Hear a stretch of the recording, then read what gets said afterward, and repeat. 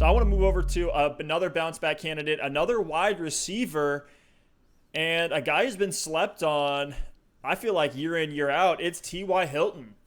He has My been boy. great. Yeah, your boy, as the Indianapolis Colts fan here at Double Move, I got to represent for you.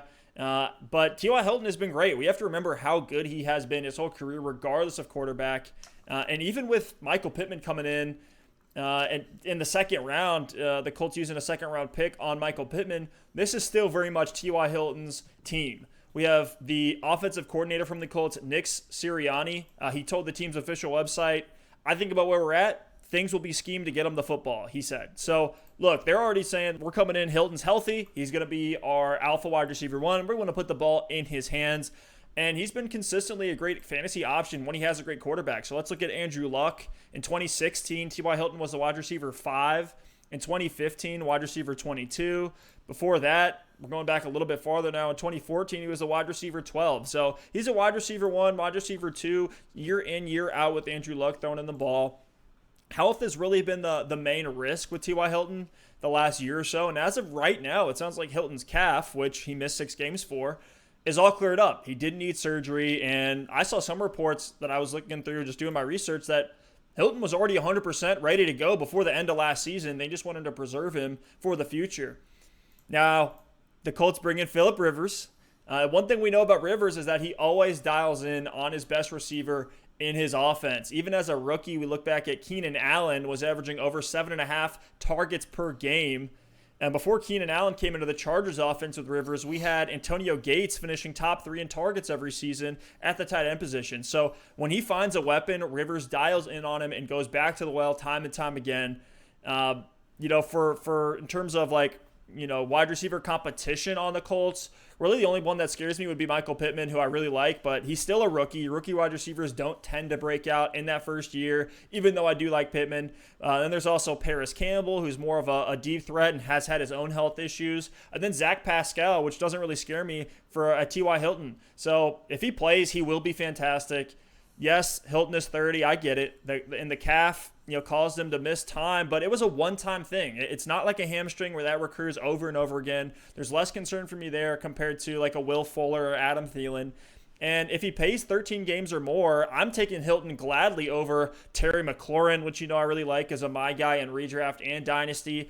I would take T.Y. Hilton over DK Metcalf, who I'm also very high on.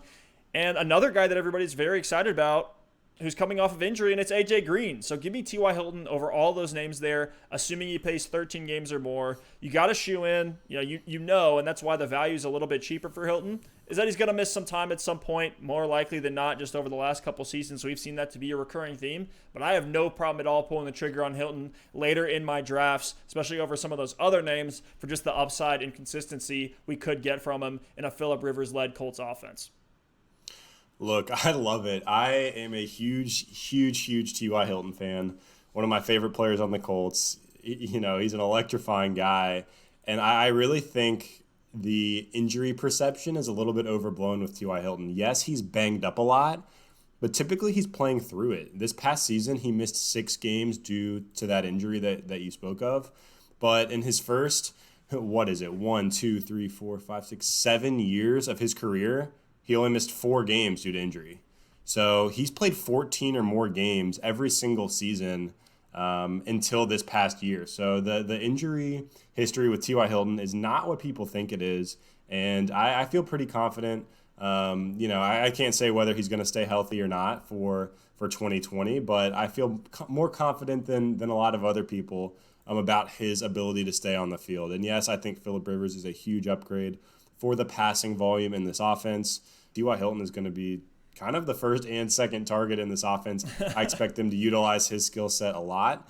And he's a guy who's been over 1,000 yards 5 times already in his career. He came close in another season, had 966 yards. So he knows what it takes to get it done in this league. He has pop potential for huge games. I'm a huge T.Y. Hilton fan. Right now, you're getting him in the 5th round. So if you give me T.Y. Hilton as my wide receiver 2, and I have 2 strong running backs and a tight end or something like that, I'm feeling really, really good heading into the season. So let's do another price check with some other names to compare him to. Would you rather have Devontae Parker or T.Y. Hilton? I'll take T.Y. I think the Colts offense is going to be better than Miami's this year. I think so as well. Would you rather have T.Y. Hilton or Debo Samuel? Give me Ty, man, all day. I'll take that as well. Last one here, Jarvis Landry or T.Y. Hilton? Ty Hilton, man. I'm a little bit biased, but I feel really good. I mean, Hilton is the bona fide number one in this offense. So, Jarvis had a great season last year.